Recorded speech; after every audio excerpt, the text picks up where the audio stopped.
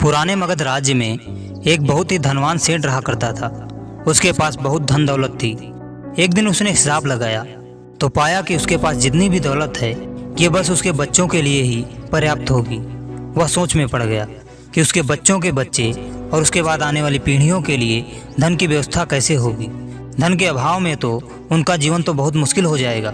इसी बात के बारे में सोच सोच कर वह बहुत चिंतित रहने लगा। लेकिन उन्हीं दिनों तथागत गौतम बुद्ध मगध राज्य में पधारे हुए थे। तभी उसे किसी ने बताया कि तुम गौतम बुद्ध की शरण में जाओ, वो तुम्हारी चिंताओं का समाधान अवश्य देंगे। वह इंसान गौतम बुद्ध के पास जाता है और कहता है, बुद्ध मैं चाहता हूँ कि मेरे पास इतना धन हो कि मेरे बच्चे, उसके बाद उनके बच्चे और फिर उनके बच्चे, इसी तरह अगली कई पीढ़ियाँ भी मेरे धन का उपयोग करती रहें, तो मेरा धन समाप्त ना हो। गौतम बुद्ध मुस्कुराए और बोले, बिल्कुल ऐसा ही होगा, लेकिन उससे पहले तुम इस नगर के बाहर वाली झोपड़ी में रहने वाले परिवार को एक दिन के खाने की सामग्री लेकर जाओ। यह सुनकर वह सेठ बहुत खुश हो गया और तुरंत ही एक दिन के लिए खाने की सामग्री के साथ नगर के बाहर वाली कुटिया में पहुंच गया। वह जैसे ही कुटिया के अंदर गया तो उसने देखा कुटिया के अंदर एक बूढ़ी सास और उसकी जवान बहू है। बूढ़ी औरत बैठकर ध्यान कर रही थी और उसकी बहू रसोई में खाना बना रही थी। सेठ ने बहू की तरफ देखकर खाने की सामग्री का थैला आगे बढ़ाते हुए कहा, मैं इस नगर का एक अमीर सेठ हूँ और तुम्हारे परिवार के लिए एक दिन के खाने का राशन लेकर आया हूँ, इसे रख लो। यह सुन बहू ने मना करते हुए कहा, लेकिन हमारे पास आज के खाने की व्यवस्था है। सेठ ने कहा, तो इससे कल के खाने की व्यवस्था हो जाएगी। तो उस औरत ने कहा, माफ़ करें, लेकिन हम अगले दिन के लिए भी इकट्ठा करके नहीं रखते, हम रोज़ के खाने की व्यवस्था रोज़ ही करते हैं। यह सुन उस सेठ ने सोचा, एक ये लोग हैं जो अपने कल के लिए भी इकट्ठा नहीं करते और एक मैं हूँ जो मेरी आने वाली पीढ़ियों के लिए धन इकट्ठा करने की चिंता में मरा जा रहा हूँ। अब उस सेठ को समझ आ चुका था कि आखिर गौतम बुद्ध ने उसे नगर के बाहर वाली कुटिया में क्यों भेजा था।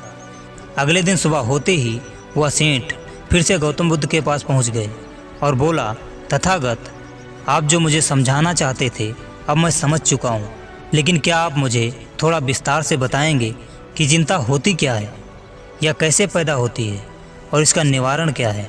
गौतम बुद्ध ने कहा, कल के लिए की जाने वाली चिंता हमारे कल को बदले या न बदले, लेकिन वो हमारे आज की खुशी जरूर छीन लेती है। चिंता एक ऐसी मानसिक बीमारी है जो हमारे जीवन से हर तरह की खुशी छीन लेती है।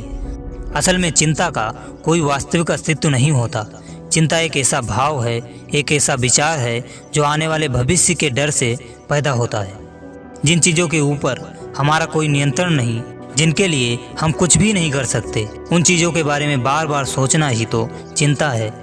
और बुद्ध ने आगे कहा, जरा एक बार गहराई से सोच कर देखो कि जिन चीज़ों में तुम्हारा बिल्कुल भी नियंत्रण नहीं है, जिन्हें तुम चाह कर भी नहीं बदल सकते, अगर तुम उन चीज़ों के बारे में पूरा दिन ना भी सोचो तो क्या बिगड़ जाएगा। यह सुनकर उस इंसान ने कहा, बुद्ध, तो क्या आपके कहने का अर्थ ये है कि हम किसी भी चीज़ या घटना के बारे में सोचना ही छोड़ दें।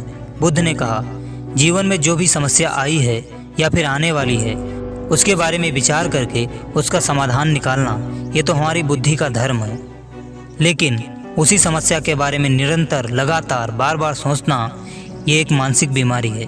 बुद्ध ने आगे कहा, सिर्फ एक सत्य अगर हम अपने जीवन में उतार लें कि हम बीते हुए कल को बदल नहीं सकते और ना ही आने वाले कल को देख सकते हैं, हम सिर्फ वर्तमान को जी सकते हैं, इसलिए चिंता करने का कोई फ़ायदा नहीं है। तो सेठ ने कहा, बुद्ध कुछ भी कर लो, चिंता तो होती ही है। बुद्ध ने कहा, चिंता होना स्वाभाविक है, लेकिन उस चिंता को चिंतन में बदलना हमारा काम है। चलो तुम्हें एक बात बताता हूँ जो तुम पहले ही जानते हो। तुम्हारे आने से पहले भी ये संसार था और जब तुम इस दुनिया से चले जाओगे तब भी ये सब कुछ रहेगा।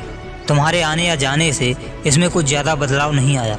वैसे भी तुम्हारे आने से पूर्व या जाने के बाद का समय तुम्हारे हाथ में नहीं है। तुम्हारे हाथ में सिर्फ वो समय है जिसमें तुम अभी जी रहे हो, मुझसे बात कर रहे हो। हर बार तुम्हारे हाथ में छोटा सा पल आता है और गायब हो जाता है, तो तुम क्या करोगे? इसे चिंता में बर्बाद करोगे? सेठ ने कहा, बुद्ध मैं समझ गया कि जीवन को फालतू की उलझनों में ना उलझाकर इसे पूरी ऊर्जा और आनंद के साथ जीने की कोशिश करनी चाहिए।